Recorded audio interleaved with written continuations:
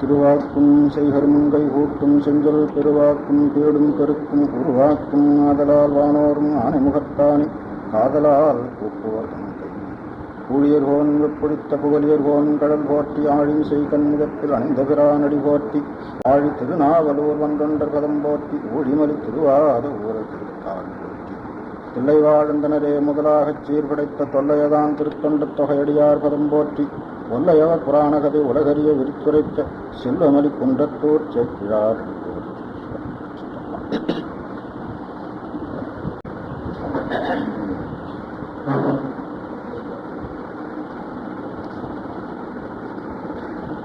நண்பர்களே, நம்முடைய திருமுறை வகுப்பில் தேவாரத்தில் இப்பொழுது சீர்காழி என்னும் தலத்தை பற்றிய தேவாரத்தை பார்த்து கொண்டிருக்கிறோம். அதில் கண்ணுதலானும் வெண்ணீற்றானும் என்ற பதிகம் இன்றைக்கு பார்க்க வேண்டும். அதானுங்களா? அதான்.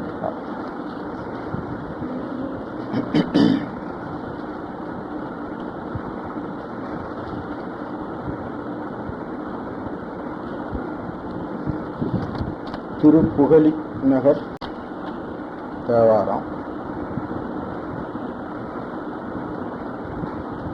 மூன்றாம் திருமுறையில் 7வது பதிகமாக இது கோக்கப்பட்டிருக்கிறது. கண்ணுதலானும் வெண்ணீற்றினானும் கடல் ஆர்க்கவே பன்னிசை பாட நின்றாடினானும் பரஞ்சோதியும் புண்ணிய நான்மறையோர்கள் ஏத்தும் புகழின் நகர் பெண்ணின் நல்லாளொடும் வீற்றிருந்த பெருமானன்றே. நாம் சிவம் சிவம் என்று சொல்லி என்னென்ன இலக்கணத்தை சொல்லி பேசுகிறோமோ அந்த பெருமான் புகழி நகரிலே வீற்றிருந்த பெருமான் அல்லவா என்று இந்த பதிகம் சொல்லுகிறது. இதில் பெருமானுக்கு அடையாளமாக கண்ணுதலான், வெண்ணீற்றினான்,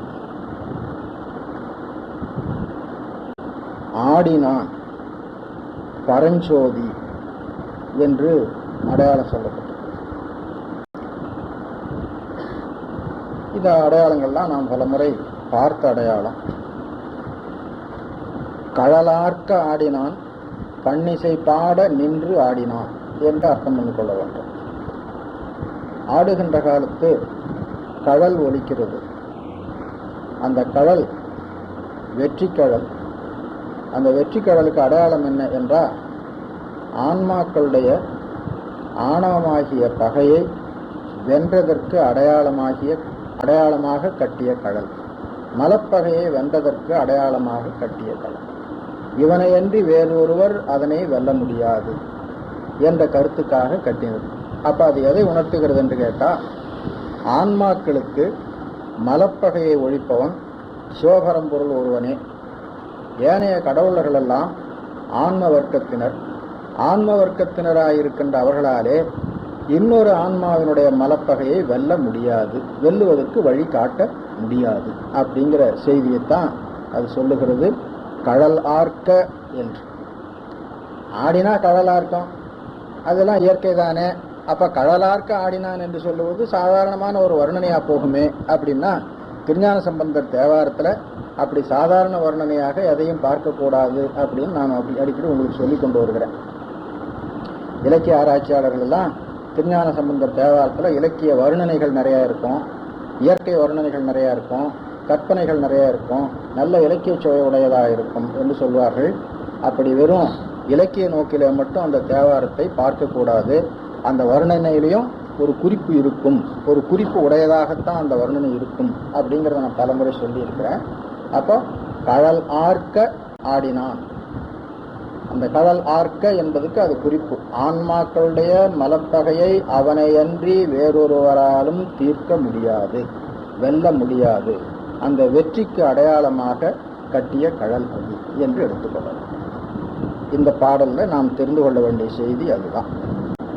புண்ணிய நான்மறையோர்கள் ஏத்தும் புகழி நகர். இப்போ நான்மறையோர்கள் ஏத்தும் புகழி, புகழி நகரம் தெரியும். மறையோர்கள் ஏத்துகிறார்கள், மறை 4, நான்மறையோர்கள் ஏத்துகிறார்கள். புண்ணிய என்ற அடைமொழி மறைக்கு அல்ல, மறையோருக்கு.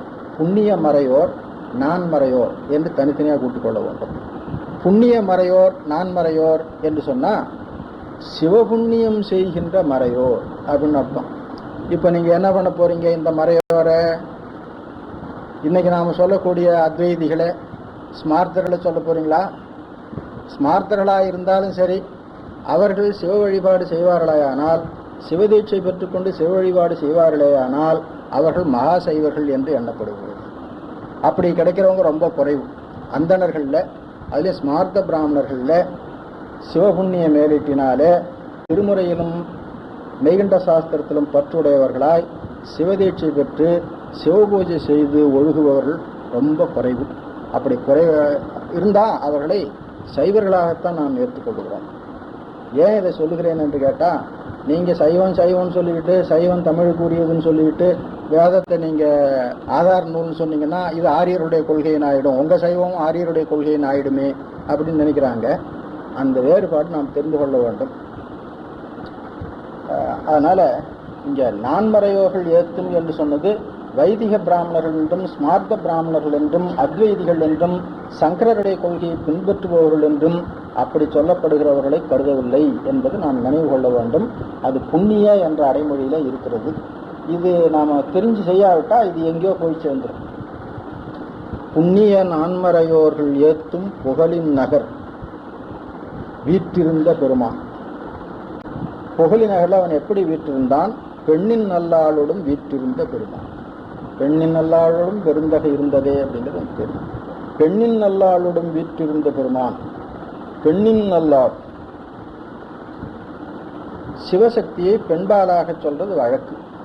ஆகையினால தானும் தன் சக்தியுமாக இருந்தவன், தன் சக்தி புலப்படும்படியாக இருந்தவன் என்று அர்த்தம் பண்ணணும். பெண்ணின் நல்லாளுடன் இருந்தான்னு சொன்னா ஏதோ தோணியப்பர் பெரிய பெருமாட்டி அப்படின்னு 2 உருவத்தை ஆணும் பெண்ணுமா அப்படி கருதக்கூடாது. சிவமும் அதன் சக்தியுமாக, சக்தி என்பது சிவத்தினுடைய குணம், திருவருள், ஞானம், அதுதான் சக்தி என்று சொல்றது வழக்கு அப்படிங்கிறத நாம் நினைவு வைத்துக் கொள்ள வேண்டும்.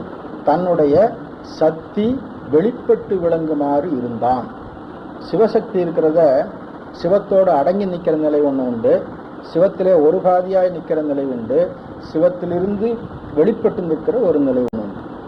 அந்த வெளிப்பட்டு நிற்கிற நிலையில தான் பஞ்சகிருத்தியம் நடக்கும். சிவத்தோடு அடங்கி இருக்கிற காலத்தில் அது ஒடுக்கம். அப்போ எந்த தொழிலும் இல்லை, சிவம் மட்டும்தான் இருக்கும். சக்தியும் சிவத்திலே அடங்க சிவம் மட்டுமாக இருக்கும். மீண்டும் புனருற்பவம் பண்ணுகிற பொழுது சிவம் தன் சக்தியை நோக்க, அந்த சக்தி சுத்தமாயை நோக்க, சுத்தமாயிலிருந்து ஏனேன விரிவடைந்து வரும். இதுதான் சிருஷ்டி. ஆகையினால அவன் உலகத்தில் ஆன்மாக்களுக்கு அருளுதற் பொருட்டாக சிவலிங்க திருமேனி கொண்டு வீற்றிருக்கின்றான். ஆகையினாலே அந்த சிவலிங்க திருமேனி தன்னுடைய சக்தி வெளிப்படும்படியான நிலை, அதாவது அந்த சிவலிங்கத்தை போகம் என்று சொல்லுவது. லயம் போகம் அதிகாரங்கிறது 3 உங்களுக்கு தெரியும். நாதம் விந்து 2ம் லயம், சதாசிவம் போகம், மகேஸ்வரம் சுத்தவித்தை அதிகாரம். அதிகாரம் என்பது தொழில் செய்கிற நிலை, லயம் என்பது ஒடுங்கிய நிலை, போகம் என்பது தொழில் செய்வதற்கு ஊக்கம் கொள்ளுகிற நிலை. அப்பதான் அந்த சக்தி பிரிந்து தோன்றும். அதனாலதான் சிவலிங்க திருமேனியில சிவமும் சக்தியுமாக 2 சேர்ந்த இணைப்பு தான் அது. சிவமும் சக்தியுமாக அதை வைக்கிறதுக்கு காரணம் அதுதான். அதனால பெண்ணின் நல்லாளுடன் வீற்றிருந்த பெருமான் என்று சொல்ற பொழுது ஏதோ ஒரு ஆணு ஒரு பெண்ணு அந்த மாதிரி நம்ம கருதப்படாது. அது புராணத்துக்கு சாஸ்திரத்துக்கு வர்ற பொழுது உலகத்துக்கு பஞ்சகிருத்தியம்னா அதான் தோன்றியாச்சு சார், ஒரு சிருஷ்டி போயிட்டு தான் மிச்சம்தானே இல்லை. பஞ்சகிருத்தியம் என்பது எப்பொழுதும் கணந்தோறும் நடந்து கொண்டிருக்கிறது அப்படிங்கிறத உங்களுக்கு நான் சொல்லியிருக்கிறேன். இப்பவும் நடந்துட்டு இருக்குது, ஒவ்வொரு இடத்திலும் நடந்து கொண்டிருக்கிறது, மாறி மாறி நடந்து கொண்டிருக்கின்றது. எப்போ நடக்குது, இது எப்படி நடக்குது அப்படின்னா நாம தான் சோதிச்சு பார்த்துக்கணும். எப்பப்போ நமக்கு விளக்கம் தோன்றுகிறதோ அப்பொழுதெல்லாம் அருள் என்ற கிருத்தியம் நடக்கிறது. எப்பப்போ நமக்கு மயக்கம் தோன்றுகிறதோ அப்பெல்லாம் திரோபவம் என்ற கிருத்தியம் நடக்கிறது. இதை நாம ஞாபகம் வைத்துக் கொள்ள வேண்டும். ஆகையினால பஞ்சகிருத்தியம் கணந்தோறும் நிகழ்ந்து கொண்டே இருக்கிறது அப்படிங்கிறது நினைக்க வேண்டும். இது நிகழ்ந்து கொண்டிருப்பதற்காகத்தான் அவன் அங்கெங்கே தலங்களிலே கோயில் கொண்டிருக்கின்றான்.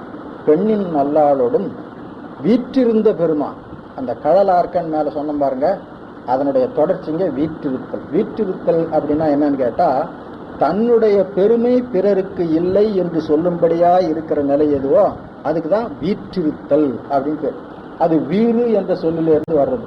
வீறு என்பது பிறிதொருவருக்கு இல்லாத மிகுதி அப்படின்னு சொல்லுவாங்க. பிறரொருவருக்கு இல்லாத மிகுதி வீறு. அப்படின்னா உலகத்துல பல கடவுளர்கள் என்று நாம் சொல்லி கொண்டிருக்கின்றோம். அவர்களெல்லாம் கடவுளர்கள் அல்ல. சிவபரம்பொருளை ஒழித்து மற்றவர்களெல்லாம் ஆன்ம வர்க்கத்தினர் தான். ஆகையினால அவர்களாலே ஆன்மாக்களுக்கு பஞ்சகிருத்தியத்தை தற்சுதந்திரமாக செய்ய முடியாது. இவனிடத்துல இருந்து அதிகாரம் பெற்றால் செய்யலாம், இவன் அவர்களுக்கு அதிகாரம் கொடுத்தால் செய்யலாம், அதுவென்று செய்ய முடியாது. அப்படியே செய்தாலும் அவர்களும் தங்கள் மலப்பகையை போக்கிக் கொள்வதற்கு இவனை வழிபட்டுத்தான் போக்கிக் கொள்ள வேண்டும். அதனால்தான் பல தலங்கள்ல திருமால் வழிபட்டான், பிரம்மா வழிபட்டான், இந்திரன் வழிபட்டான் என்று சொல்லுவதுண்டு. நம்மை நோக்க அவர்கள் பெரியவர்களை தவிர சிவத்தை நோக்க அவர்கள் பெரியவர்கள் இல்லை.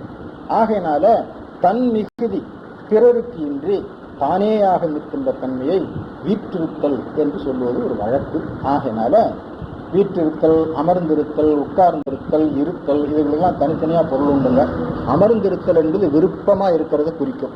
வீற்றிருத்தல் என்பது பெருமிதம் தோன்ற இருப்பதை குறிக்கும். அப்ப அவன் கழலார்க்க நின்று ஆடுபவன் ஆகையினாலே அந்த பெருமிதம் தோன்றும்படியாய் வீற்றிருக்கின்றான் என்று எடுத்துக்கொள்ளலாம். அதனால் இந்த பாட்டுல கடலார்க்க என்பது வீற்றிருந்த என்பது ரெண்டும் குறிப்பாக கருதி கொள்ள வேண்டிய சொற்கள் அப்படின்னு நினைவுபடுத்தப்படுகிறது. அடுத்த பாட்டு,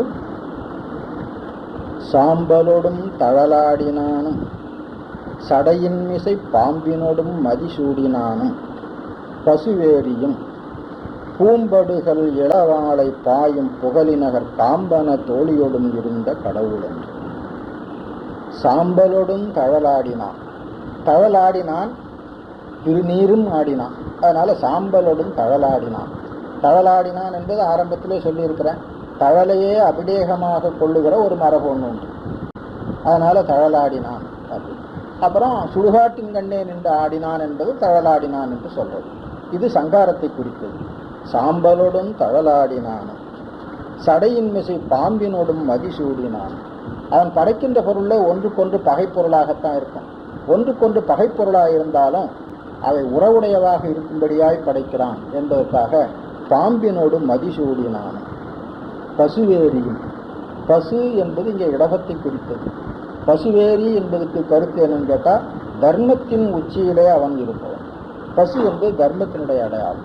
தர்மந்தான் ரிஷபமாக நின்று அவனை தாங்குவதற்கு வரம் பெற்றது அப்படின்னு சொல்லுவாங்க. ஆகையினால பசு ஏறினான் என்பது ஏதோ அவன் அங்கே இங்கே போகிறதுக்கு வாகனம் இல்லாமல் ஒரு எருது பிடிச்சிட்டு அது மேலே ஏறிட்டு போனான் அப்படிங்கிற கருத்தில் இல்லை. அது கருத்து அவன் எங்கும் நிறைந்தவன். அதனால் அவனுக்கு அங்கே இங்கே போக வேண்டிய அவசியம் இல்லை. அவனுக்கு வாகனம் ஒன்றும் தேவையில்லை. அவன் தர்மத்தின் உச்சியிலே நிற்போம். அவனை அடைய வேணும்னா தர்மத்தின் வழியாக சென்று தான் அடைய வேண்டும். அதுக்காக அவனை பசுவேரியாக நாம் படைக்கின்றோம் அப்படிங்கிறது நினைவு கொள்ள வேண்டும். பசுவேரியும் பூம்படுகள் இளவாளை பாயும் புகழினகர். படுகர் என்பது படுகல் வந்துங்க, லகர ரகரம் போலி. பூம்படுகர் நீர்நிலை, இளவாளை பாயும் புகழினகர் சாதாரண வர்ணனை தான். இளவாளை பாயும் என்பது மகிழ்ந்திருக்கும் என்பது கருத்து. சாதாரண அகிரிணை பொருள் தனக்கு வாசஸ்தலமாகிய நீரிலே மகிழ்ந்திருக்கும் என்று சொன்னால் அவனுடைய பஞ்சகிருத்தியத்தில் பட்டிருக்கின்ற அத்தனையும் அவ்வாறு மகிழ்ந்திருக்கும். அவை மகிழ்ந்திருப்பதற்காகவே அவன் பஞ்சகிருத்தியம் பண்ணுகிறான் என்றுதான் அதுக்கு நாம் அர்த்தம் சொல்ல வேண்டும். பூம்படுகள் இளவாளை பாயும் புகழினகர் காம்பன தோழியோடும் இருந்த கடவுள் என்று. பெண்ணின் அல்லாளோடும் வீற்றிருந்தான்னு சொன்னார். இங்க காம்பன தோழியோடும் இருந்தான். காம்பன தோழி என்பது பெண் என்பதற்கு ஏற்ப தோழினை மூங்கிலாக ஓமித்து பாடினது காம்பன தோழி. காம்பு போன்ற, காம்பு என்று மூங்கிலுக்கு பெயர். காம்பன தோழியோடும் இருந்த கடவுள் என்று அந்த பெருமான் என்ற பெயரால சொன்னார். இங்கே கடவுள் என்ற பெயரால சொல்லியிருக்கிறார். கருப்புனல் வார்சிலை காமன் வேவ கடைக்கண்டானும் மறுப்பு நல்ல ஆணையின் ஈருரி போர்த்த மணாளனும் பொறுப்பன மாமணி மாடம் ஓங்கும் புகழின் நகர் விருப்பின் நல்ல ஆளோடும் வீற்றிருந்த விமலனும். கடைக்கண்ணால் நோக்கினான் என்பது கடைக்கண்டான் அப்படின்னு சொல்லியிருக்கிறார்.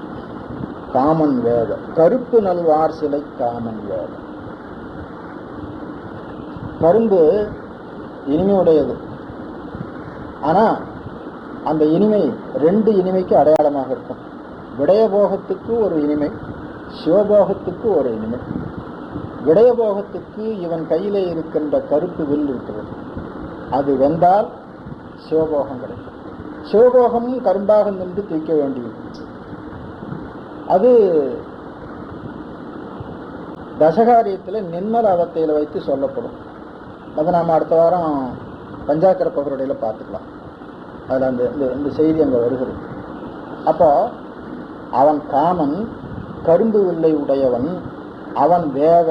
இது வெந்தாதான் அது கிடைக்கும். இது சிவபோகம் கிடைக்கும். இது இல்லைன்னு சொன்னால் விடயபோகம் தான் கிடைக்கும். அப்போ ஆன்மாக்களுக்கு விடயபோகம் நீங்கி சிவபோகம் உண்டாத பொருட்டாக அவன் காமனை வென்றான். அவன் ஞானமே சுரூபமாக இருக்கிறவன்.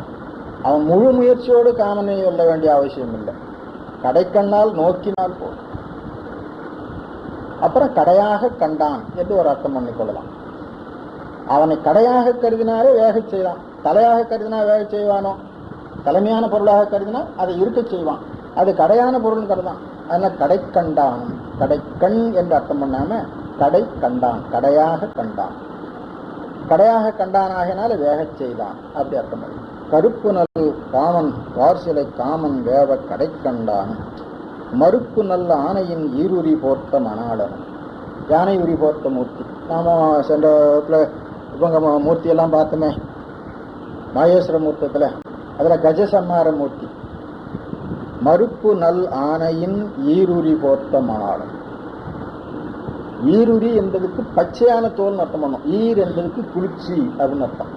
சில பேர் ஈர்ந்து வாங்கி கொண்ட உரிக்கப்பட்ட தோல் அப்படின்னு அர்த்தம் பண்ணுவாங்க. அதை விட பச்சையான தோல் என்று அர்த்தம் பண்றது தான் சரி. அந்த யானையை உரித்து போர்த்த பொழுது அது உதிரம் ஒழுக அவன் போர்த்து கொண்டான் அப்படின்னு சொல்லுவான். அதனால ஈருரி என்பது அப்படி அர்த்தம் பண்ணலாம். மறுப்பு நல்ல ஆணையின் ஈருரி போர்த்த மணாளனும் பொறுப்பன மாமணி மாடம் ஓங்கும். பொறுப்பன மாடம், மாமணி மாடம் தனித்தனியாக கூட்டிக் கொள்ள வேண்டும். பொறுப்பு மலை, மலை போன்ற மாடம், மணிகள் எழுத்தி செய்யப்பட்ட மாடம். அணை என்பது ஓமோருக்கு. பொறுப்பன மாமணி மாடம் ஓங்கும் புகழின் நகர் விருப்பின் வீற்றிருந்த விமலன். நல்லாளோடு வீற்றிருந்த விமலன். முதல் பாட்டில் பெண்ணின் நல்லாள் சொன்னார். இரண்டாவது பாட்டில் காம்பன தோழின்னு சொன்னார். மூணாவது பாட்டில் அதையே நல்லாள் என்ற பெயரால் சொன்னார். முதல்ல வீற்றிருந்தான் என்று சொன்னார், இருந்தான் என்று சொன்னார். அடுத்த பாட்டில் இங்க விருப்பின் இருந்தான், விருப்பின் வீற்றிருந்தான் என்று சொல்லிட்டார். விருப்பின் நல்லாளோடும் வீற்றிருந்த விமலன் என்று. விருப்பின் வீற்றிருந்த, நல்லாளோடும் வீற்றிருந்த என்று தனித்தனியாக அர்த்தம் பண்ணிட்டார். விமலன் என்ற சொல்லுக்கு பொருள் தெரியும். மலம் இல்லாதவன். மலம் இல்லாதவன் சொன்னா இருந்து இல்லாமவன் அல்ல, இயல்பாகவே மலம் நீங்கினவன் அப்படி. அடுத்து அங்கையில் அங்கழல் ஏந்தினானும் அழகாகவே கங்கையை செஞ்சடை சூடினானும் கடலின்னிடை பொங்கிய நஞ்சமுது உண்டவனும் புகழின் நகர் மங்கை நல்லாளோடும் வீற்றிருந்த மணவாளனே. அங்கையில் அங்கழல் ஏந்தினானும், கையிலே அழலேந்தியவன். அது சங்காரத்துக்கு அடையாளங்கிறது அடிக்கடி சொல்லியிருப்பான். அழகாகவே கங்கையை செஞ்சடை சூடினான். இந்த இடத்த அர்த்தம் பண்ற பொழுது கங்கையை செஞ்சடையிலே சூடினது அவனுக்கு அழகா, செஞ்சடையிலே கங்கையை சூடினது கங்கைக்கு அழகா அப்படின்னு பார்க்கணும். அழகாகவே கங்கைக்கு அழகு பொருந்தும்படியாக. அப்ப அதுக்கு முன்னால அழகு இல்லாமலா இருந்தது அப்படின்னா, அதுக்கு முன்னால 1000 முகத்தால பாய்ந்து வந்தது. 1000 முகத்தால பாய்ந்து வந்தால் அழகா இருக்கு என்று சொல்லுவோமோ? அது உலகத்தை அழித்து விடுமே.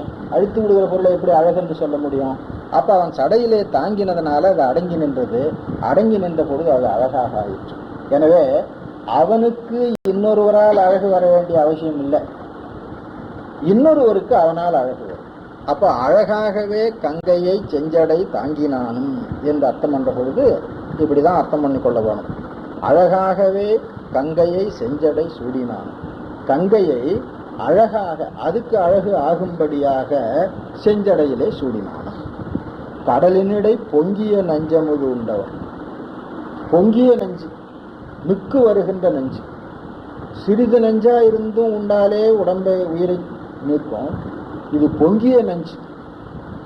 இதுவும் விஷாபகரண மூர்த்தி அப்படின்ட்டு அந்த மாகேஸ்வர மூர்த்தத்தில் ஒன்று. நாம நஞ்சுண்ட கண்டன், நஞ்சுண்ட கடவுள் அப்படின்னு சொல்லுவோம். பொங்கிய நஞ்சமுது உண்டவனும். பாருங்க, நஞ்சே அமுதாக ஆகிறது. பொங்கிய நஞ்சமுதுண்டு என்றால் நஞ்சாகி அமுதம் உண்டவன் என்ற அர்த்தம் இல்லை, நஞ்சை அமுதாக உண்டவன் என்ற அர்த்தம் பண்ணுவோம்.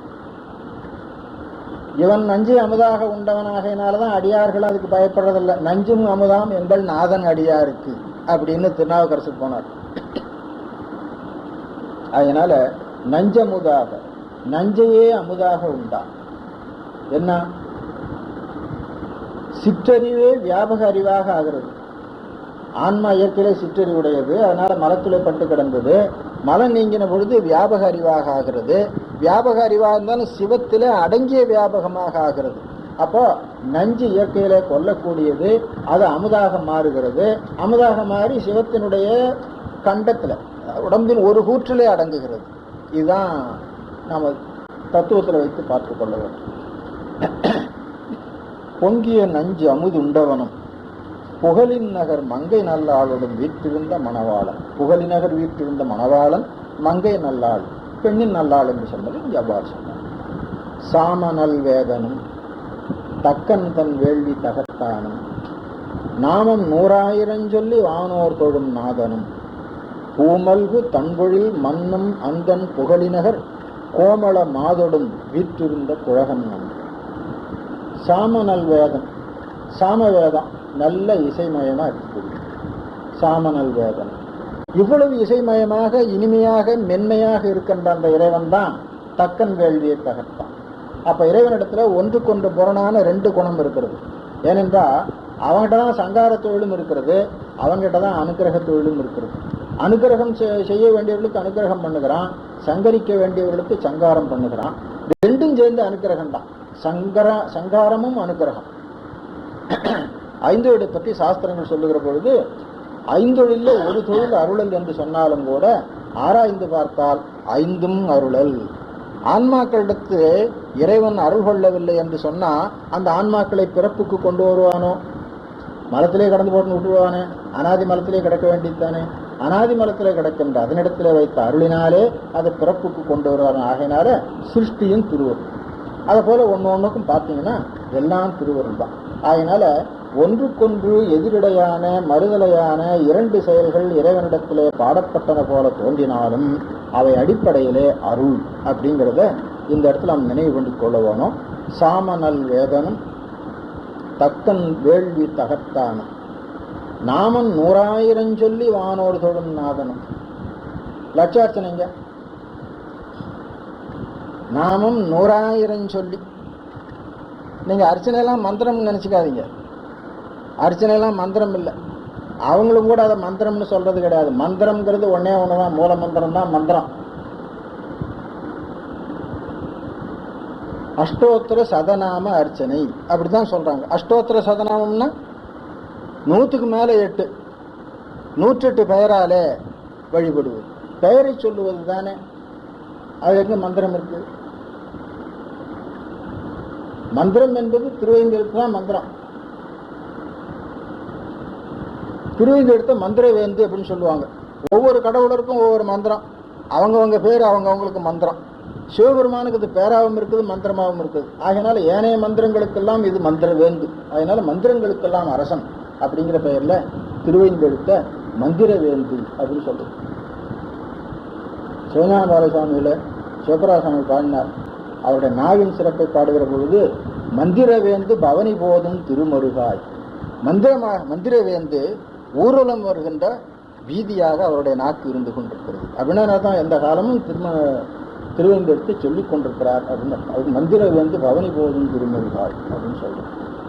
அது மாதிரி ஏன் சொல்றேன்னா, அந்த அர்ச்சனைக்கு சண்டை போட்டுட்டு இருக்கோம்ல, அதில் ஒண்ணுமே இல்லை, வெறும் பெயர் தான். அது போய் இது வடமொழி மந்திரம், தமிழ் மந்திரம், அது இது எல்லாம் ஒன்றும் கிடையாது, வெறும் பெயர் தான். பெயரை சொல்லி சொல்லுவது. ஏன் பெயரை சொல்ல வேணும்? ஒவ்வொரு பெயரும் அவனுடைய ஒவ்வொரு குணத்தை, ஒவ்வொரு தொழிலை விளக்கி கொண்டிருக்கின்றன. ஆகையினால அந்த பெயரை சொல்லுகிற பொழுது அது புகழாக ஆகுது. அதுல நமக்கு எப்பப்போ எவ்வளவு நேரம் இருக்கு அதுக்கு நம்ம சொல்லலாம். மந்திரத்தை கூட ரொம்ப அவசரமா இருந்தா 10 தரம் ஜெபிச்சுட்டு போனா போதும்னு சொல்றாங்க. பொறுமையா உட்காந்து செய்யலாம், 108 தரம் ஜெபிக்கணும் அப்படிங்கிறாங்க. அது மாதிரி இறைவனை புகழ்ந்து பாடுகிற பொழுது எப்பப்போ நேரம் கிடைக்குதோ அப்பப்போ 10 பேரால சொல்லலாம், 100 பேரால சொல்லலாம், 1000 பேரால சொல்லலாம், 100,000 பேரால சொல்லலாம். நாமம் 100,000 சொல்லி வானோர் தொடும் நாதன். வானோர் தொடும் நாதன் அதையும் போடணும். தேவர்களை ரொம்ப பெரியவர்கள் நாம் நினைச்சிட்டு இருக்கிறோம். அப்பா அவங்க ரொம்ப பெரியவங்க எல்லாம், அவங்களும் அவனை போய் பெயர் சொல்லி புகழ்ந்து தான் ஆகணும். அவங்களே போய் புகழ்ந்தாகணும்னா நீ என்ன பண்ணணும்னு தெரிஞ்சுக்கோ. வானிடத்தவரும் மண்மேல் வந்து அரண்தனை அச்சிப்பர் அப்படின்னு நம்ம சித்தியார்ல சொல்றோம் இல்லையா? அதனால தேவர்களும் நாதன் என்பதுக்கு குறிப்பு என்னன்னா, தேவர்கள் ரொம்ப பெரியவங்க நினைச்சிட்டு இருக்காதீங்க.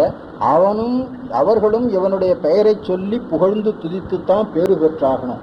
ஆகையினால நீங்கள் நிச்சயமாக அதை செய்தாதான் பேறு பெற முடியும் அப்படிங்கிறதுக்காக அதை சொல்லுகிறார். நாமம் 100,000 சொல்லி வானோர் தொடும் நாதனும் பூமல்கு தன்பொழில் மண்ணும் தன் புகழின் நகர். புகழி நகர், பொழில் மண்ணு புகழி நகர், தன்பொழில் மண்ணு புகழி நகர், பூ மல்கு தன்பொழில் மண். எதுக்கு? நாமம் 100,000 சொல்லி புகழ வேணும்னா பூ வேணும் இல்லை? அப்ப நாமம் 100,000 சொல்லி வானோர் தொடும் நாதன்னு மேல சொல்லிட்டு அதுக்கு அடுத்தாப்புல அந்த ஊர் இருக்குது அப்படிங்கிறதுக்காக அந்த ஏய்வு படுத்தி என்ன பண்ணுகிறார்? பூமல்கு தன்பொழில் மன்னம் அந்தன் புகழினவர் கோமள மாதோடும், அழகிய மாதம், கோமள மாதோடும் விற்றிருந்த குழகன் என்று. அவன் இளையவன், குழகன். நம்ம முருகனை தான் இளையவன் சொல்றோம். அவங்க அப்பாவே இளையவன் தான். என்றும் இளையாய் அழகியாய் அப்படின்னு சொல்லமில்ல, இவனும் இளையவன் தான். அவனுக்கு வயது கிடையாது. வயது இருந்தாலல்லவா மூப்பு இருக்கிறது. வயது எப்போ வரும்? கால தத்துவம் இருந்தால் வயது வரும். அவன் கால தத்துவத்துக்கு அப்பாலில் இருக்கிறான். கால தத்துவத்துக்கு அப்பால் இருக்கிறவனுக்கு வயது எங்கே வரப்போகுது? வயது இல்லாத பொழுது மூப்பு எங்கே வரப்போகுது? மூப்பு ஒன்றும் இல்லைன்னா எப்பவும் ஒரே மாதிரி இருந்துகிட்டு இருப்பான் அப்படின்னு அர்த்தம். அதனால அவனை குழகன் என்ற பெயரால சொல்லியிருக்கிறான். இரவிடை ஒள்ளேறி ஆடினானும், இரவிடை ஒள்ளேறி ஆடினானும். ராத்திரில எரியேந்தி ஆடிட்டு இருக்கிறான். வெளிச்சத்துக்காகவா? இரவிடை ஒள்ளேறி ஏந்தி ஆடினான். இரவு என்பது இங்கே சங்கார காலத்தை குறிக்கிறது. இவன் எரியேந்தி ஆடினதுனால்தான் இரவே நிகழ்ந்தது. எரியேந்துதல் சங்காரத்துக்கு அடையாளம். எல்லா பொருள்களும் சங்கரிக்கப்பட்ட காலத்து வருவது கேவலம். ஆகையினால அது இரவு காலம் என்று சொல்லப்படும். இரவிடை ஒள்ளேறி ஆடினானும் இமையோர்தழச் செருவிடை முப்புறம் தீயரித்த சிவலோகம். இமையோர் தொழ முப்புறம் தீயரித்த சிவலோகம். முப்புறம் தீயரித்த சிவலோகம் திரிபுர சம்மாரம். திரிபுர சம்மார மூர்த்தியின் மகேஸ்வர மூர்த்தத்தில் ஒன்று. இதான் திருமுறைகளில் மகேஸ்வர மூர்த்தம் வருதா அப்படின்னு கேட்டால் அங்கங்கே ஒரு வரி அரை வரியில் பாடிட்டு போயிருப்பார். அந்த பெயர் மாத்திரமா பாடிட்டு போயிருப்பார். சில மூர்த்தங்களுக்கு மட்டும் அந்த கதை தழுவி 2 வரி 3 வரி பாடப்படுது. இதுல ஒரு வேடிக்கை, 3 புறத்தை எரிச்சான், இவன் ஒரு புறத்தை வச்சுட்டு இருக்கிறான். முப்புறம் எரித்த சிவலோகம். இவன் ஒரு உலகத்தை தனக்கென்று வைத்துக் கொண்டான். அந்த 3 புறத்தை எரித்தான். முப்புறம் எரித்த அப்படிங்கிறது திரிபுர சம்மார மூர்த்தியை குறிக்கிறது. திரிபுர சம்மார மூர்த்தியை பற்றி பலவிதமான கருத்து இருக்கு. திரிபுர சம்மாரம் என்பது மும்மல அழிப்பு அப்படிங்கிறது கருத்து. திருமூலர் அப்படிதான் பாடிட்டார். முப்புறமாவது மும்மல காரியம் அப்படின்னு. ஆனா நமக்கு மகேஸ்வர மூர்த்தங்களை வழிபடுவதனால பயன் சொல்லுகிற பொழுது, இன்னின்ன மூர்த்தங்களை வழிபட்டால் இன்னின்ன பயன் உண்டுன்னு சொல்லி கொண்டு வருகிற பொழுது, திரிபுர சம்மார மூர்த்தியை வழிபட்டா பயன் என்னன்னா முக்குணங்களை கடந்து செல்லலாம். முக்குணங்களை கடந்து செல்லலாம்னா என்ன அர்த்தம்? திரிபுர சம்மார மூர்த்தியை வழிபட்டால் சகல வர்க்கத்திலிருந்து பிரளயாகல வர்க்கத்துக்கு போகலாம்னு அர்த்தம். முக்குணம் போனா எங்க போகும்? முக்குணம் எப்போ போகும்? பிரகிருதி மாயை போனா முக்குணம் போகும். இப்ப அங்க அந்த திரிபுர சம்மார மூர்த்தியிலிருந்து எடுத்துட்டு வந்தா இவ்வளவு வந்தாகணும். திரிபுர சம்மார மூர்த்தியை வழிபட்டால் முக்குணங்களில் இருந்து விடுபடலாம். முக்குணம் என்பதுதான் ஆன்மாவுக்கு மாறி மாறி குற்றத்தையும் குணத்தையும் விளைத்து இன்பத் துன்பங்களுக்கு காரணமாக இருக்குது. இது எது வரையில் இருக்கும்? பிரகிருதி மாயை இருக்கிற வரையிலும் இருக்கும். முக்குணங்களை கடக்கிறோம்னு என்ன அர்த்தம்? பிரகிருதி மாயை கடக்கிறோம்னு அர்த்தம். பிரகிருதி மாயைக்கு கீழே இருக்கிறது சகல வர்க்கத்த ஆன்மாக்களுக்கு தனுகரணாதிகள். பிரகிருதி மாயைக்கு மேலே போனால் அங்கே மிஸ்ர மாயை தான். அப்போ இவங்க என்ன ஆகலாம்? சகல வர்க்கத்தை விட்டு பிரளயகலருக்கு போகலாம். அங்கேருந்து அப்புறம் விஞ்ஞானகலராக போகலாம், திருவடி அடையலாம். இதுதான் அந்த திரிபுர சம்ஹார மூர்த்தி பற்றிய செய்தி. இன்னொன்று, புறம் என்ற சொல்லுக்கே உடம்புன்னு ஒரு பொருள். அப்போ திரிபுர சம்ஹார மூர்த்தி வழிபட்டால் நமக்கு 3 உடம்பையும் கடந்து போகக்கூடிய ஒரு நிலைமை வரும். 3 உடம்பு என்பது என்ன? தூலம், சூக்குமம், அதிசூக்குமம். இப்போ தூலம் இது இருக்குது, இது அப்பப்போ போய் வந்துட்டு இருக்குது. சூக்குமம் இப்படி போய் வரப்போறதில்லை, அதிசூக்கமும் போய் வரப்போறதில்லை. அது அந்த பக்குவ காலம் வருகிற வரையிலும் இருந்து கொண்டிருக்கும். சங்கார காலத்தில் போகும், இல்லாட்டா திருவடி அடைகிற காலத்தில் போகும். அப்போ இந்த 3ம் கடந்தான், இந்த முப்புறமும் கடந்தமானா என்ன கிடைக்கும்? நமக்கு திருவடி கிடைக்கும். இதுதான் திரிபுர சம்ஹார மூர்த்தி பற்றிய செய்தியில் நாம் அறிந்து கொள்ள வேண்டியது. பாருங்க, செருவிடை முப்புறம் தீயரித்த சிவலோகனும் எதுக்காக செய்தான்? தனக்காகவா? இறைவன் செய்கின்ற தொழிலில் எதுவும் தனக்காக செய்கின்ற தொழில் இல்லை. ஏனென்றால் அவன் செய்து பெறக்கூடியது அவனுக்கு ஒன்றும் இல்லை. அவன் எல்லாம் உடையவனாக இருக்கிறான். இன்னது செய்து இன்னது பெற வேண்டும் என்பது அவனுக்கு ஒன்று கிடையாது. அப்போ அவன் செய்வதெல்லாம் பிறருக்காகவே. இதுதான் நம்ம பஞ்சகிருத்தியத்தில், பஞ்சகிருத்தியம் தன் பொருட்டோ பிறர் பொருட்டோ அப்படின்னு ஒரு கேள்வி எழுப்பி கொண்டு தத்துவத்தில் பேசுவார்கள். தன் பொருட்டு என்று சொல்லக்கூடாது, பிறர் பொருட்டு என்று சொல்லக்கூடாது. ஏனென்றால் தன் பொருட்டு செய்வோன் தலைவனாக மாட்டான். இப்போ பிறர் பொருட்டு என்று தான் சொல்லணும். பிறர் பொருட்டு ஏதாவது பலன் கருதி செய்வானோ, பலன் கருதாமல் செய்கிறான். ஆகையினால இமையோர்கள் வேண்டினார்கள், அந்த துன்பத்திலிருந்து அவரை விடுவிப்பதற்காக அவன் செய்தான். இல்லை என்றால் அவன் அதை செய்ய வேண்டிய அவசியம் இல்லை. அதுக்காக இமையோர்தொழ முப்புறம் தீயரித்த சிவலோகம். அவன் எல்லாவற்றையும் சங்கற்பத்தினாலே செய்யக்கூடியவன், கரணத்தினாலே செய்ய வேண்டிய அவசியம் இல்லை. ஆனாலும் அதனுடைய அருமையை காட்ட வேண்டும் என்பதற்காக தேவர்களிடத்தில், அம்மா முப்புறத்தை எரிக்க சொல்றீங்களே, அதுக்கெல்லாம் தேர் ஊர்தி எல்லாம் வேணுமே அப்படின்னா அவங்கெல்லாம் தயார் பண்ணாங்க. அப்போ செருவிடை, ஆனா சரி செய்யல. முப்புறத்தை நகைத்தெரித்தான். எல்லாரும் தயாரா இருந்தாங்க. நம்மளாலதான் நடக்க போகுது, நம்மளாலதான் நடக்க போகுது, நம்மளாலதான் நடக்க போகுது. அதுல ரொம்ப தயாரா இருந்தவங்க யாரு? அந்த அம்புல நின்றுட்டு இருந்தான் பாருங்க, அவன் நின்றுட்டு இருந்தான். நீங்க யாரும் வேண்டாம் அப்படின்னு சொல்லி, ஈரம்பு கண்டிலம் ஏகம்பர்தங்கையில் ஓரம்பே முப்புறம் ஒந்தி வர ஒன்றும் பெருமிகை ஒந்தி வர. போருக்கு போறவன் சேம அம்புன்னு ஒன்று வச்சிருப்பான். வில்லுல தொடுத்தது போக அம்பரா துணியில ஒன்று இருக்கும், அதுக்கு சேம அம்பு. வில்லும் கூட அதே மாதிரி சேம வில்லுன்னு ஒன்று வச்சிருப்பான். இந்த சேமம் எல்லாம் இல்லை, இருந்தது ஒன்னே ஒன்று தான், அதுதான் ஈரம்பு கண்டிலம். ஈரம்பு என்பது தொடுத்து வைப்பது ஒன்று, சேமத்துக்கு வைப்பது ஒன்று. ஒன்று தான் வச்சிருந்தான், தொடுத்தது ஒன்று தான் வச்சிருந்தான். அது கூட அவனுக்கு தேவையில்லை.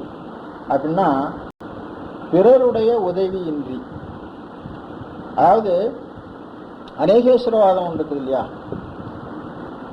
நாம முதல் சூத்திரத்திலே படிச்சிருக்கோம்.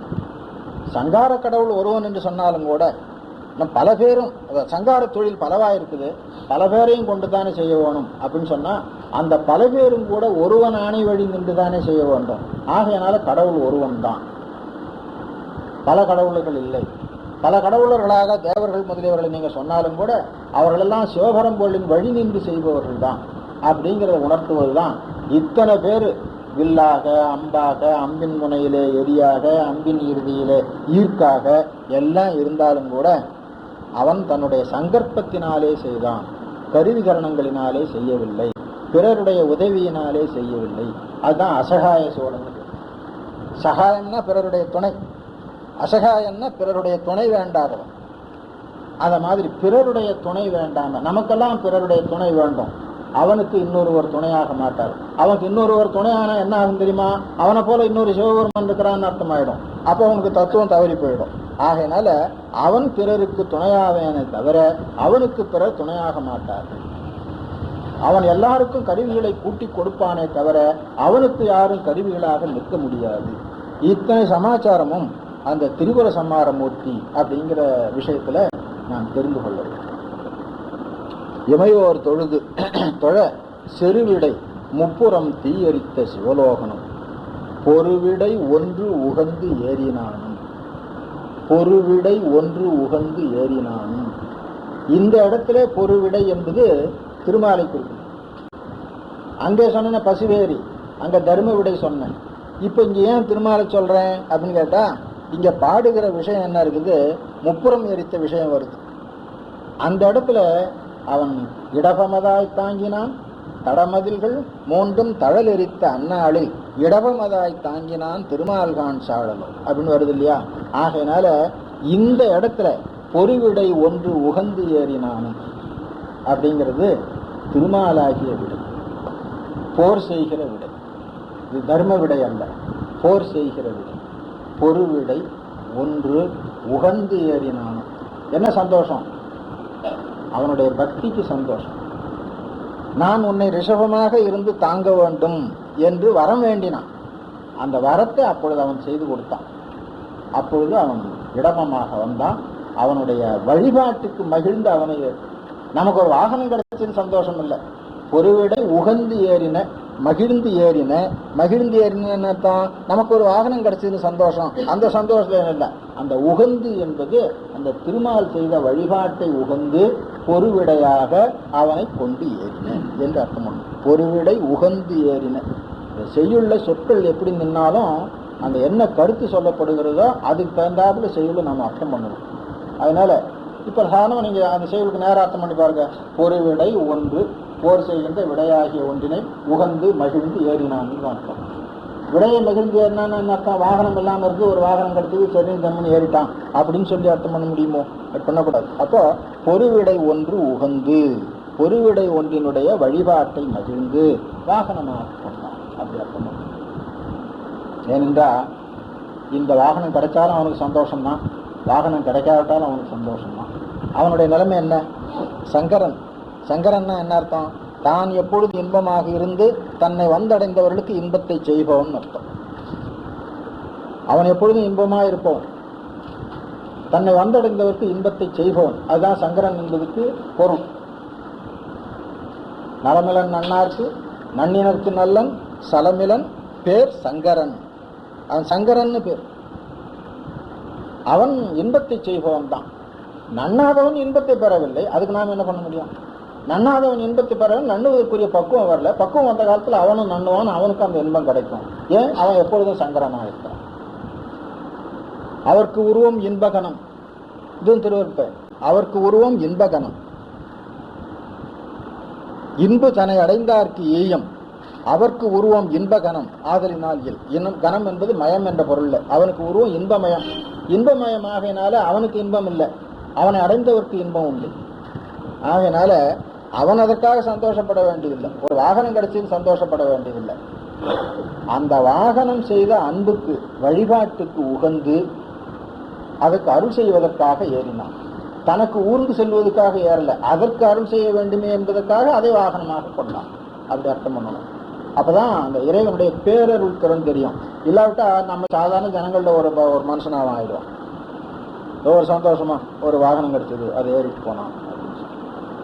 பொருவிடை ஒன்று உகந்து ஏறினானும் புகழின் நகர் அறவிடை மாதோடும் வீற்றிருந்த அழகன். காம்பன தோழி நாங்க ஒண்ணு சொன்னார, அதை போல அறவிடை, அரவு போலும் இடை, மென்மைக்கு சொல்றது, தோழ்ச்சிக்கு சொல்றது. அறவிடை மாதோடும் வீற்றிருந்த அழகன் சேர்ப்பது தென்சிலை மேவினானும்.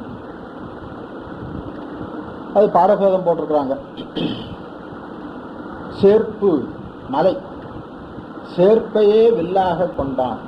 சேர்ப்பது அது என்பது பொருள் இல்லை, பகுதி பொருள் விகுதின்னு சொல்லுவாங்க. சேர்ப்பு தின்சிலை மேவினான், அல்லது சேர்ப்பு சேர்ந்திருக்கின்ற இடம் தின்சிலை வலிமை பொருந்திய மலையாக மேவினான், விரும்பினான். அப்படி அர்த்தம் பண்ணலாம். ரெண்டு அர்த்தம் பண்ணிக்கலாம். சேர்ப்பது தின்சிலை மேவினானும் திகழ் பாலன் மேல் வேற்பது செய்த வெங்கூற்று உதைத்தானும். திகழ் பாலன் மேல் வேற்பது செய்த வெங்கூற்று, கூற்றே வெங்கூற்று, அதுக்கு மேல அது ரொம்ப வேர்த்து, வேர்த்துனா கோபித்துன்னு அர்த்தம். வேர்த்து வெகுளார் விழுமியோர் அப்படின்னு ஒரு பாருங்க. அந்த மாதிரி வேர்ப்பது மேல், இயற்கையிலேயே வெங்கூற்றன், அவன் வேர்த்து வந்தான். யார் மேல? பாலன் மேல் வந்தான், மிக எளியவன் மேல். அந்த கூற்றினை அவன் உதைத்தான். உதைக்கலாமோ? ஏன்னா ஒரு விதி இருக்குது, சிவபூஜை பண்ணுவரிடத்துல காலன் அணுகக்கூடாது, அதுதான் விதி. அப்பர் சாமிகளும் பாடியிருக்கிறார். அவன் அந்த விதி மீறி போயிருக்கிறான், போனா அவனுக்கு தண்டனை கிடைக்கும். சிவபூஜை பண்ணுவன் மேல காலன் ஏன் போகக்கூடாது? அது வேற இருக்குது இல்ல. சிவபூஜை பண்றவன் மேல காலன் ஏன் போகக்கூடாது? சிவபூஜை பண்றவன் தத்துவங்கள் எல்லாம் கடந்து போயிருக்கிறான். தத்துவங்கள்லாம் கடந்து போய் தான் பூஜை பண்ணிட்டு இருக்கிறான். தத்துவங்கள்லாம் கடந்து போகிறபோது கால தத்துவத்தையும் கடந்து போயிடுறான். கால தத்துவம் கடந்து மேலே போய் சிவபரம்பொருளோடு ஒன்றுவதற்கு முயன்றுவன் இவன் கால தத்துவத்தின் கீழே நின்று இங்கே வாடான்னு எழுத்தான முடியுமோ?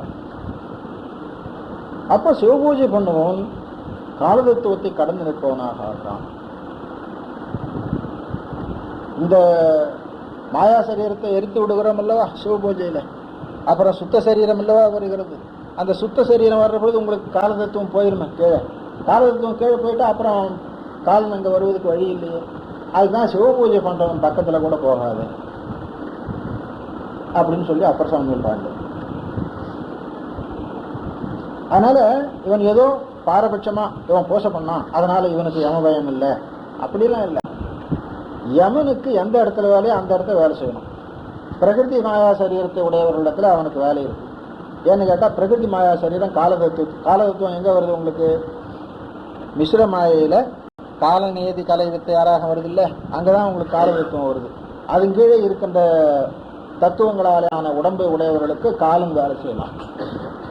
இவன் தத்துவங்களை கடந்து மேல போய் சிவனோடு ஒற்றுமைப்பட்டு நிற்கிற நிலையில இருக்கிறான். அவன்கிட்ட இவனுக்கு என்ன வேலை? அங்க சிவசக்தி தான் காலம், சிவசக்தி தான் காலத்தை பண்ணி கொண்டிருக்கும். அந்த சிவசக்தி இவன் செய்யற காலத்தை பண்ணாது, அவன் சிவபோகத்தை அனுபவிக்கக்கூடிய காலத்தை அது பண்ணி கொண்டிருக்கும். அந்த காலத்துக்கு கலையித்திரி அப்படின்னு பேர். இந்த காலம் வேற அந்த காலம் வேற. இது சுத்த தத்துவத்தில் நிகழ்வது. சுத்த தத்துவத்தில் கலையித்திரி நிகழ்வு என்ற சிவசக்தி காலமாக நிற்கிறதுனாலதான் முதல்ல நாதம், அடுத்தாப்புல விந்து, அடுத்தாப்புல சதாசிவம், அடுத்தாப்புல மயச்சனம், அடுத்தாப்புல சுத்த வித்தை என்று முன்பின் வருது. அங்க அந்த கலையித்திரி என்ற சிவசக்தியை தொழில் செய்யலைன்னு சொன்னா சுத்த தத்துவத்தில் முன்பின் வருவதற்கு இடமில்லை. அதனால மாகேஸ்வர மூர்த்தத்தில் யமசம்மார மூர்த்தி அப்படின்னு ஒரு மூர்த்தி திருக்கடவுரில் ரொம்ப விசேஷமா சொல்றோம். ஏன் சிவபூஜை பண்றவன் இடத்துல யமன் போகக்கூடாது? சிவபூஜை பண்றவன் இடத்துல யமனுக்கு ஏன் வேலை இல்லை? அது காரணம் தெரிஞ்சுக்கணும்.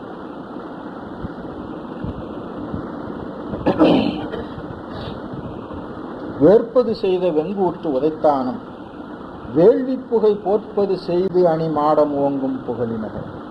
புகழிநகர் மாடம் ஓங்கும் புகழிநகர். அந்த மாடம் புகையாலே போர்க்கப்பட்டிருக்கிறது. என்ன புகையாலே போர்க்கப்பட்டிருக்கிறது? சாதாரண ராஜாக்கள் அரசாங்க ஆளுகிற ஊரா இருந்தா போர் செய்து நாடு நகரங்கள்லாம் எரிப்பாங்க, அந்த எரிக்கின்ற புகையினால மூடப்பட்டிருக்கும். இது அப்படி இல்லை. அங்க புண்ணிய நான்மறையோர் வாழ்கின்ற புகழி அல்லவா, அவர்கள் சிவவேள்வி செய்கிறார்கள். அந்த வேள்வி புகையினாலே மாடம் மூடப்பட்டிருக்கிறது அப்படின்னு அர்த்தம். போர்ப்பது செய்து அணி மாடம் ஓங்கும் புகழிநகர் பார்ப்பதியோடு உடன் வீற்றிருந்த பரமனன். பார்ப்பதி, பார்வதி நாம் சொல்றோம்ல, அதான் பார்ப்பதி. பர்வத அரசனுடைய புதல்வி பார்வதி அப்படின்னு சொல்றோம். அது பார்ப்பதி. பர்வதம் பருப்பதம் என்று சொல்லப்படும், தமிழில் சொல்லப்படுது பர்வதம் என்பது பருப்பதம் அப்படின்னு சொல்லுவோம். அப்போ பார்வதி அப்படிங்கிறது பார்ப்பதியோடு உடன் வீற்றிருந்த பரமனன். கல்நெடு மால்வரை கீழ் அரக்கன் இடர் கண்டானம். இலங்கை அரசனை பற்றி, ராவணனை பற்றி. கல்நெடு மால்வரை கீழ் அரக்கன் இடர் கண்டானம் வில் நெடும் போர் விரல் வேடனாகி விசையற்கு ஒரு பொன் நெடும் கோல் கொடுத்தானும். அந்தன் கோல் என்பது அம்பு, பாசுபதம். அந்தன் புகழிநகர் அன்ன மன்ன நடை மங்கையோடும் அமர்ந்தான். ஒருவனுடைய வலிமையை அடக்கினா இன்னொருவனுக்கு வலிமையை மிகுவித்தான். சில இடத்துல வலிமையை மிகுவிக்க வேண்டியிருக்கிறது, சில இடத்துல வலிமையை அடக்கி வைக்க வேண்டியிருக்கு. ராவணனுடைய வலிமையை அடக்க வேண்டும், அர்ஜுனுடைய வலிமையை மிகுவிக்க வேண்டும். அதுக்காக அவருக்கு பாசுபதம் கொடுத்தான், இவனை மலையின் கீழே அடக்கினான். பொன்னிற நான்முகன் பச்சையான் என்று இவர் புக்குழி தன்னை இன்னான் என காண்பறிய தழச்சோதியும். திருமாலும் நான்முகன், பொன்னிற நான்முகன், அவன் இரண்யகற்பன்னு பேர். பொன்மயமான முட்டையிலிருந்து வெளியே வந்தவன் அர்த்தம். இரண்யம் என்றால் பொண்ணு, ஆகினால பொன்னிற நான்முகன் என்று அர்த்தம். பச்சையான், அவனுடைய தரம் தெரியும் உங்களுக்கு. என்று இவர் புக்குழி தன்னை இன்னான் என காண்பறிய தழச்சோதி. அவர்கள் புகுந்து தேடினார்கள். புகுந்து தேடுற மாதிரி ஒன்றும் மறைஞ்சுக்கிட்டு இல்லை, வெட்ட வெளியில மிக உயரமா பெரிய தழல் வடிவமா நின்னான். அது என்ன கண்ணுக்கு தெரியாதா? ஆனா அந்த தழல் வடிவம் என்பது எது, அது யாரு அப்படிங்கிறதும், அதுக்கு தொடக்கம் எது, முடிவு எது? தொடக்கமும் முடிவும் இல்லாத ஒன்ன தொடக்கமும் முடிவும் தேட போகலாமோ? அவன் சொன்னான், யார் அடியையும் முடியையும் கண்டு வருகிறீர்களோ அவர்கள் பெரியவர்கள் அப்படின்னா. இவன் என்ன சொல்லியிருக்கணும்? சாமி, உங்களுக்கு தொடக்கமும் முடிவும் இல்லையே, தொடக்கமும் முடிவும் இல்லாத நாங்க எப்படி காண்றதுன்னு சொல்லியிருக்கணும் இல்ல. இவனுக்கு அந்த பரம்பொருளினுடைய உண்மை தெரிஞ்சிருந்தா அது திருப்பி சொல்லியிருப்பான். அது தெரியல, அதுக்குன்னா நான் கண்டு வந்துடுறேன், நான் முடியை கண்டுட்டு வந்துடுறேன், நான் அடியை கண்டு வந்து அவனவனும் போனான். அப்ப அந்த தன்முனைப்பு எவ்வளவு இருக்கு பாருங்க. அந்த தன்முனைப்பு இருக்கிற பொழுது பொருளினுடைய உண்மை அவனுக்கு வழங்கல. அந்த பொருளினுடைய உண்மைக்கு தொடக்கமும் இல்லை, முடிவும் இல்லை. அதான் நான் படிக்கிறது இல்லையா, ஆதியும் அந்தமும் இல்லா அருள். பிரிதொன்றிற்கு அவன் ஆதியா இருப்பான், பிரிதொன்றிற்கு அந்தமா இருப்பான். அவனுக்கு ஆதி இல்லை, அந்தம் இல்லை. அதனால ஆதியும் அந்தமும் இல்லா அரும்பெரும் சோதின்னு பாடிட்டு கடைசியில எல்லா உயிர்க்கும் தோற்றமாம் பொற்பாதம், எல்லா உயிர்க்கும் ஈராம் என எழுது. அப்ப மற்றவற்றுக்கு ஆதியா இருப்பான், மற்றவற்றுக்கு அந்தமா இருப்பான். இவனுக்கு இல்லையே, சொல்லக்கூடிய அறிவு அவனுக்கு இல்லையே. அதனால அவனுக்கு இன்னான் என்று அறிவறியவனாக நின்றான் அப்படின்னு சொல்றான். தன்னை இன்னான் என, இன்னான் இத்தகையவன் என காண்பறிய தழச்சோதியும். இத்தகையவன் என்று தொடக்கம் முடிவும் இல்லாதவன் என்பதை அறிய முடியாதபடி அவன் நின்றான். பொன்னை பொந்தாது உதிர் மல்கும் அந்தன் புகழிநகர் மின்னிடை மாதொடும் வீற்றிருந்த விமலன். மின்னிடை அறவிடை போல, மின்னல் போலும் இடை என்று அர்த்தம் பண்ண. பொன்னை பொன் போன்ற தாதினை உதிர்க்கின்றது. தாவரம், அதுல ஒரு பூ, அது ஒரு தாதினை உதிர்க்கிறது, அதுவும் கூட பொன் போல. அப்படின்னா அந்த தலத்துல எந்த ஒரு சாதாரண பொருளும் மிக உயர்ந்த நிலையை உடையதாக இருக்கும். புன்னை பொந்தாது உதிர் மல்கும் அந்தன் புகழிநகர் மின்னிடை மாதுடும் விற்றிருந்த விமலன் என்று. பிண்டியும் போதியும் பேணுவார். பிண்டி அசோகு, போதி அரசு. அசோக மரம் சமணர்களுக்குரியது, அரச மரம் பௌத்தர்களுக்குரியது. இதை வழிபடுபவர்கள், அசோகினை வழிபடுபவர்கள் அரச மரத்தினை வழிபடு. அவங்க தெய்வம் அங்க கீழே இருக்கிறதா அவன் சொல்லுவான். பிண்டியும் போதியும் பேணுவார் பேச்சினை பேணாததோர் தொண்டரும் காதல் செய் சோதியாய சுடற்சோதியான். சுடற்சோதியான், காதல் செய் சோதியாய சுடற்சோதியான். தொண்டர் காதல் செய் சுடற்சோதியான், பேணாத தொண்டர் காதல் செய் சுடற்சோதியான். எதனை பேணாத? பேச்சினை பேணாத. யாருடைய பேச்சினை? பிண்டியும் போதியும் பேணுவார் பேச்சினை பேணாத தொண்டர். சமணன் சொல்வதை கேட்காத, பௌத்தன் சொல்வதை கேட்காத தொண்டர்கள் இவனிடத்திலே அன்பு செய்கிறார்கள். அப்ப அவன் சோதிக்குள் சோதியாய் தோன்றுகிறான். சோதியாய சுடற்சோதியான். புண்டரிக மலப்பொய்யை சூழ்ந்த புகழி நகர் வண்டமர் போதையோடும் இருந்த மணவாளன். திருஞான சம்பந்தர் காலத்துல அவர் செய்ய வேண்டிய பிரச்சாரம் இதுதான். எல்லாம் சமண சமயத்தையும் பௌத்த சமயத்தையும் பின்பற்றி கொண்டு போகிற காலத்துல அவர்களுடைய கொள்கை பயனற்றது, அது உங்களுக்கு உதவி செய்யாது, அதை போற்றாதீர்கள் என்று பிரச்சாரம் பண்ணினார். நிறைய பேர் கேட்டார்கள். அவர் கேட்டவர்கள் எல்லாம் அதை விட்டு சைவ சமயத்துக்கு வந்து சிவாலயத்தில் வழிபாடு செய்ய தொடங்கினார். அதை இங்க சொல்றார். பிண்டியும் போதியும் பேணுவார் பேச்சினை பேணாததோர் தொண்டரும் காதல் செய் சோதியாய சுடற்சோர்தான். பூங்கமழ் கோதையோடும் இருந்தான் புகழின் நகர். எல்லா பாட்டிலையும் பெண்ணின் நல்லாளோடும் இருந்தான், காம்பன தோழியோடும் இருந்தான், நல்லாளோடும் இருந்தான், மங்கை நல்லாளோடும் இருந்தான். பாருங்க, அதை கடைசியா கொண்டு வந்து முடிக்கிறார் பாருங்க. பூங்கமழ் கோதையோடும் இருந்தான் புகழிநகர் பாங்கனை ஞானசம்பந்தன் சொன்ன தமிழ் புகழிநகர் பாங்கன். புகழிநகரிலே நற்பாங்கு உடையவனாய் இருந்தவன். ஞானசம்பந்தன் சொன்ன தமிழ் 10 இவை ஆங்கு அமர்வெய்திய ஆதியாக இசை வல்லவர். ஓங்கு அமராவதியோர் தொழச் செல்வதும் உண்மையே. தேவர்களெல்லாம் தொழும்படியாக சிவகதியை பெறுவார்கள், அது உண்மை. பல இடத்துல ஆணையிட்டு சொல்வார். இங்க இது உண்மை, இது நிச்சயம், இது சந்தேகப்பட வேண்டாம் அப்படிங்கிறதுக்காக உண்மை. ஆங்கு அமர்வு எய்திய ஆதியாக இசை வல்லவர். ஆங்கு அமர்வெய்திய ஆதியாக இசை, இசையிலே முதலாக இருக்கிற இசை பொருந்திய இசை என்று அர்த்தம் பண்ணலாம். ஆங்கு அமர்வெய்திய ஆதியாக இசை வல்லவர். இன்னொரு பொருள், தமிழ் 10 இவை ஆதியாக, தமிழ் 10 ஆகிய இவையே ஆதியாக சிவபரம்பொருளாக. எப்படி இதை சிவபரம்பொருளாக கருதுறது? அவன் இதை விரும்பி தங்கி இருக்கிறான் இதுல. எனவே ஆங்கு அமர்வு எய்திய ஆதியாக இசை வல்லவர். தமிழ் 10 இவை ஆதியாக சிவமேயாக கருதி இசையினாலே பாடுபவர்கள். ஆங்கு அமர்வு எய்திய விரும்பி தங்கி இருக்கின்ற அப்படின்னா திருஞான சம்பந்தர் கருத்துப்படி அவருடைய ஒவ்வொரு பாடலிலேயும் சிவம் வீற்றிருக்கிறது என்று அறிந்து அதை இசையோடு பாடினா அதுவே வழிபாடு, வேற ஒன்றும் செய்ய வேண்டாம். அதே சொல்றார், இந்த பதிகத்தை பாடுங்க, இதுதான் வழிபாடு உங்களுக்கு அப்படின்னு சொல்லி. ஆங்கு அமர்வெய்திய ஆதியாக இசை வல்லவர் ஓங்கு அமராவதியோர் தொழச் செல்வதும் உண்மையே என்று இந்த பதிகத்தை